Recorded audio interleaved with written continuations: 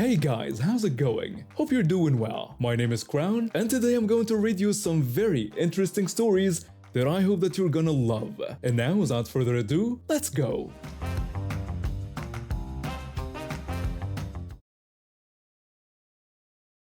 I'd been working in corporate finance for about 6 years, and the stress never really got easier. That one day was brutal because I had to present our quarterly projections to the board.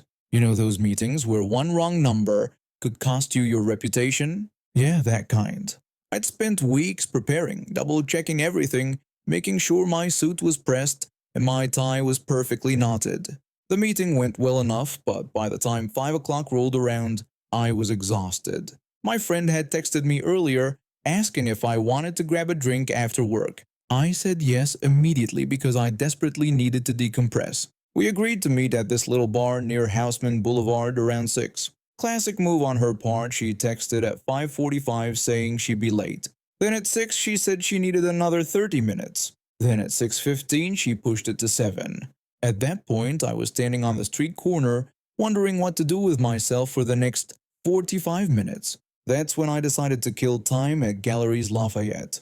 I normally avoid that place because it's always packed with tourists taking selfies and blocking the aisles. But I figured I could at least window shop. Maybe look at some clothes I'd never buy because who needs a €400 sweater, right? I wandered up to the men's section on the 3rd floor. The place was as crowded as expected, people everywhere speaking a dozen different languages. I found myself standing in front of a display of dress shirts, just mindlessly looking at the different patterns and colors. That's when I heard this voice behind me, speaking English really fast with an accent so thick I couldn't place it. At first I didn't realize he was talking to me. The voice just kept going and going, rapid-fire words blending together. When I finally turned around, there was this massive guy, probably 6'4", and built like he could bench press a car. He was still talking, gesturing at shirts, then at me, then at the shirts again. I tried really hard to understand what he wanted. I caught maybe 2 words in 10.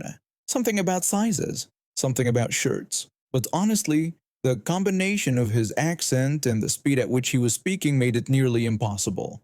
I stood there for what felt like a full minute, just trying to find a gap in his monologue where I could respond.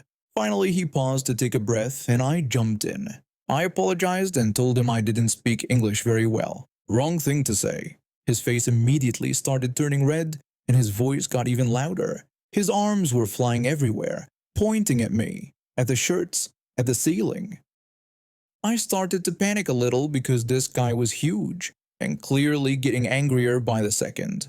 Through all the fast talking, I managed to piece together that he thought I worked there and wanted my help finding something. I waited for another gap in his tirade and tried again. I told him I was sorry, but I didn't work at the store. That made it worse. So much worse. He started yelling now, actually yelling, and people were starting to stare. His face went from red to purple, and I genuinely worried he might have a stroke right there in the middle of the store. I had no idea what to do. I was wearing a suit and tie because of my work meeting, so I guess I looked official enough that he'd mistaken me for an employee.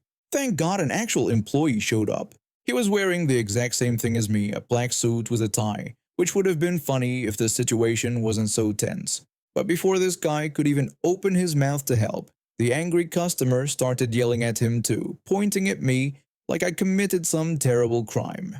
The employee looked at me completely confused. He asked me in French what the angry guy wanted because he couldn't understand him either. The fact that we were speaking French seemed to make the angry guy even more furious. We tried explaining the situation, switching between broken English and French, but all we got back was more incomprehensible yelling. And one word we both understood perfectly: manager. That's when a woman appeared with 2 teenagers trailing behind her. For half a second I thought maybe she was going to calm him down or help translate. Nope. She launched into the same rapid-fire English with the same impossible accent, backing up whatever the big guy was saying. Had to be his wife and kids. So now we had 2 people screaming at us, pointing fingers, demanding a manager that didn't exist for our department, throwing in curse words every few seconds. I thought about just walking away, but I felt bad leaving the poor employee to deal with this alone. He kept looking around hoping someone else would come help, but the other staff members had conveniently disappeared. We tried everything, pulling out our phones for Google Translate, speaking slowly in simple English. Nothing worked. These people weren't interested in actually communicating, they just wanted to be angry.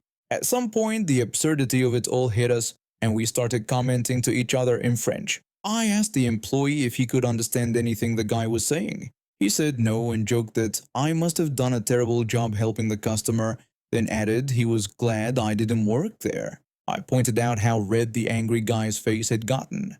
The employee laughed and said he hoped the man wouldn't have a heart attack right there. We both started laughing a little, which turned out to be another huge mistake. The big guy did not appreciate being laughed at. His yelling somehow got even louder. After what felt like hours but was probably only 10 minutes, security finally showed up. Two guards in uniform approached us while the angry customer continued his rant, waving his arms so wildly I thought he might accidentally hit someone. The security guards asked if we knew the man. We both said no and told them we'd never seen him before in our lives. The security guards escorted the whole family toward the exit. The big guy was still yelling the entire way. One of the guards turned back and told us that if they came back and harassed customers again, they'd face trouble. I finally left the store and met my friend at the bar an hour late myself now. When I told her what happened, she laughed so hard she nearly spit out her wine. At least someone got entertainment out of that disaster. I've been working for state parks for about 8 months when this happened, and honestly, I thought I'd seen it all by that point. My route to this job wasn't exactly conventional. After dropping out of college in my second year because I couldn't figure out what I actually wanted to do with my life, I bounced around between retail jobs and food service for a while. Nothing stuck. Then my buddy, who worked maintenance at one of the state parks, told me they were hiring for a park aide position. The pay wasn't amazing, but it got me outside, away from fluorescent lights and angry customers complaining about coupon policies. I figured I'd give it a shot. It turns out I loved it. Sure, I spent a lot of time cleaning bathrooms and picking up trash. People were too lazy to throw away properly, but there was something satisfying about maintaining these beautiful spaces. Plus, my co-workers were solid. I worked with two rangers who actually ran the park. One had moved here from overseas about 5 years back, and the other was Native American and had grown up in the area. Both of them took their jobs seriously, especially when it came to safety. Which brings me to week 3 of the fire ban. There was this massive forest fire raging across the state. You could smell smoke in the air constantly, and every morning we'd check the updates to see how close it was getting. The county fire marshal had issued a strict ban on all open flames, and our rangers made it crystal clear to everyone who would listen. No fires, period. We had signs posted everywhere. The website had alerts. We told people at check-in. If someone claimed they didn't know, they were either lying or functionally illiterate. That day, both rangers were off-site handling other business. They'd put me on fire patrol, which basically meant driving through the campground and making sure nobody was being an idiot. I was about 15 minutes into my rounds when I smelled it. Fresh campfire smoke, unmistakable. I followed my nose to this campsite where an RV was parked at a weird angle. Definitely not in the designated spot. An older woman sat in a camp chair with two tiny dogs yapping at her feet. Her husband was nearby working on what looked like his 3rd or 4th beer of the afternoon. I pulled up and got out. I greeted them and told them I was there to let them know about the fire ban. I explained they needed to put their fire out immediately. The woman set down one of her dogs and looked at me like I just asked her to sacrifice her firstborn. She refused and said the ranger had told her it was fine. I blinked. Both rangers had been absolutely adamant about the fire ban. The native ranger especially, since his family's land was in the path of the fire. There was zero chance either of them had given anyone permission. I asked her which ranger had said that. She described him as a tall white man. I explained there was no ranger working here who looked like that. I added that the fire ban wasn't even our decision to make. It came from the county fire marshal and was statewide. I asked her again to please put out the fire. Her face started turning red. She yelled that the ranger on the coast had said it was okay. I told her this wasn't the coast and repeated my request to extinguish the fire. I mentioned that the coastal parks were also under a fire ban. I tried to emphasize that I was actually trying to save her from getting a ticket. She told me to buzz off and called me just a toilet scrubber. I stood there for a second, letting that sink in. Yeah, I cleaned bathrooms. It was part of my job. But that didn't mean I didn't know what I was talking about when it came to fire safety. I told her all right then and walked away. I got back in my truck and radioed the ranger who was in charge of our park. He was on his day off fishing somewhere, but when I explained the situation, I could hear him swearing under his breath. About 45 minutes later, he showed up in full uniform. I stayed back and watched as he walked up to the campsite. He greeted her and said that his employee had asked her to put the fire out. The woman looked up at him with this innocent expression. She claimed no one had come by. I watched the ranger's jaw tighten. He told her that if she was lying, she was looking at a $5,000 fine and 5 years jail time. He added that he'd have to summon the Department of Natural Resources to put the fire out, which would add another $5,000 fine on top of that. The color drained from her face. She looked over at her husband, who had suddenly become very interested in his beer. She backtracked quickly and said that, come to think of it, an employee had kinda come by and said something. She promised they'd put it out right now. The ranger nodded, didn't say another word, and walked back to his truck. He drove back to the station, dropped off his gear, found me, and gave me the whole story. He clapped me on the shoulder, told me I'd done the right thing, and headed back out to finish his day off. The next day we got a letter. Not just any letter, but a full-blown nastygram. 3 pages of this woman going off about how I was lazy, stupid, fat, filthy, overpaid, and how the parks should stop hiring people like me. She'd mailed it to the main office, and they'd forwarded it to our station. My ranger read it, shook his head, and made a phone call. 2 days later, she tried to check into another state park about 60 miles away. The ranger there ran her plates as part of standard procedure, and her name popped up flagged in the system. She'd been banned from all state parks indefinitely. If she tried to enter any park property, she'd be cited for trespassing. I heard she'd thrown an absolute fit when they turned her away at the gate. Honestly, I just went back to my regular duties. Cleaned some bathrooms, emptied some trash cans, kept an eye out for illegal campfires. Just another day working for state parks. I've been with my girlfriend for a couple of years now, and we've always enjoyed our weekend shopping trips together. We live in a pretty diverse area, and honestly, I've dealt with my share of ignorant comments over the years because of my skin tone, but nothing could have prepared me for what happened that day. It was a Saturday afternoon, and we had decided to check out this large store that sells pretty much everything: electronics, home goods, clothing, you name it. The place was pretty busy with weekend shoppers, and we had been browsing for about 30 minutes already. My girlfriend wanted to find a new phone case because hers had cracked the week before, so while she browsed through the mobile accessories section, I wandered over to a nearby corridor where they kept all the tech gadgets. I'm kind of a tech nerd, so I was perfectly happy looking at speakers and cables while she took her time. I was standing there in my jeans and red polo shirt, checking out some headphones that were on sale, when this woman approached me. She looked to be in her late 40s, dressed like she was about to have brunch at some fancy restaurant, and she had this expectant look on her face. She asked me where she could find some specific item, speaking to me like I obviously worked there. I looked around for a second, a bit confused because I definitely wasn't wearing the blue uniform the actual employees had on, then looked back at her. I started to tell her that I didn't know because I didn't work there, but she cut me off before I could finish my sentence. She said something horrible about brown people all being the same and not knowing how to treat customers. She called it disgusting. I just stood there stunned. The words hit me like a slap. I hadn't even gotten to say that I didn't work there. A few other customers nearby had stopped and were staring at the situation, but nobody said anything. My first instinct was to just walk away and find my girlfriend. I didn't want to deal with this woman's racism or whatever her problem was. I started heading back toward the phone accessories area thinking I'd just tell my girlfriend about this crazy encounter and we could leave. My hands were actually shaking a bit from the adrenaline and anger, but I didn't make it far. Suddenly, I heard quick footsteps behind me, and before I could turn around, I felt this spray hitting my face.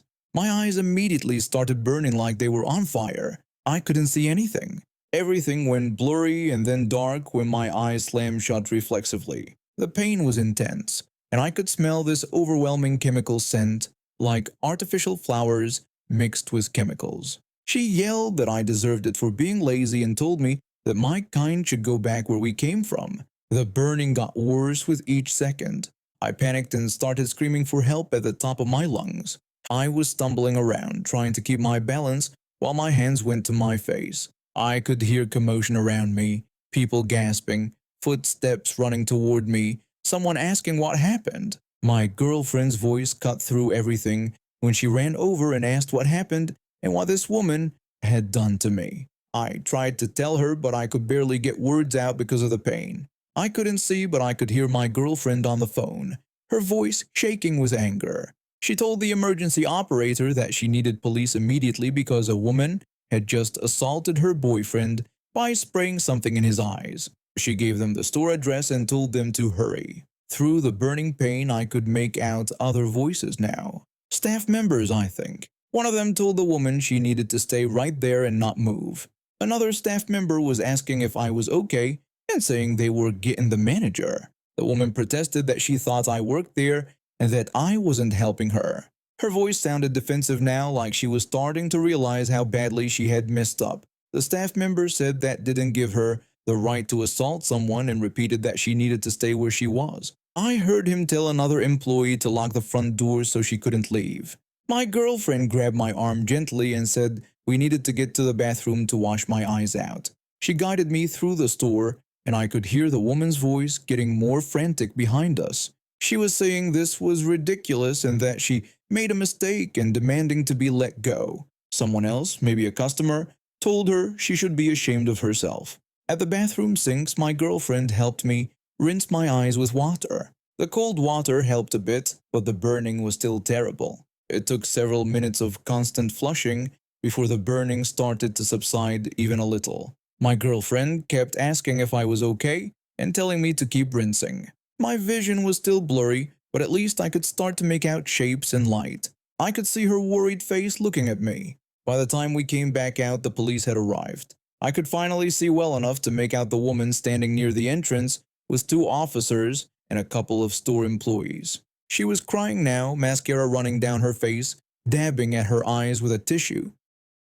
The manager was there too, holding what looked like the spray can in a plastic bag. One of the officers asked if I was the victim. I confirmed that I was and told him that woman had sprayed something in my face. My voice was still shaky and my eyes were red and watering. He told me they had recovered the can and that it was a household air freshener.